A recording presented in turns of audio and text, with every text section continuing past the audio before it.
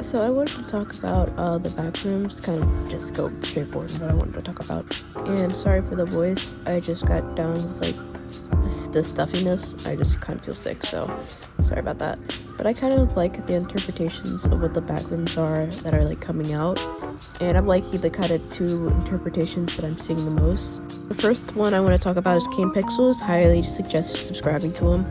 A bunch of scientists in the government wanted to make kind of like an internal storage unit, and then they were able to access this kind of like other world, I guess, but form it into like office buildings, and in a couple of recent ones it was like houses, so that it could solve like the homeless situation and the like overpopulation stuff.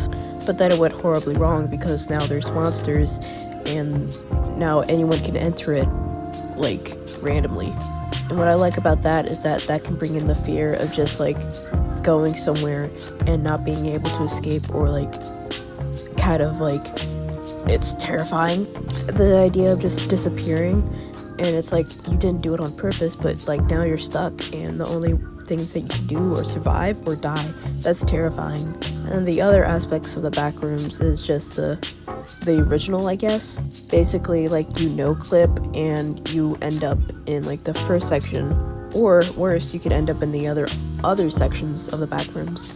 I highly recommend this video and the one underneath. They kind of explain like the first 100 levels. And I know that there's like over 1,000 levels, I believe. And like a similar theme throughout them is that there's lots of like either arcades or car parking lots. And then there's one that I remember where it was just like an office building, but there's like animals in there. And I think that could connect to like the Game Pixel one, kind of like this place was used to be storage, but something bad happened or something messed up.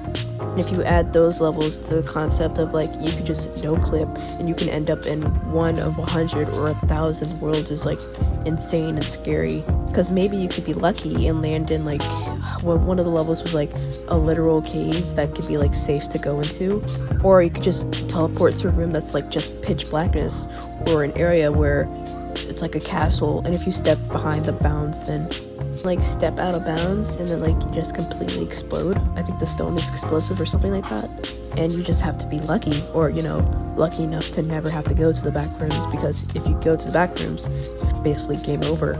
You can't come back to reality, and that's genuinely terrifying to me, at least.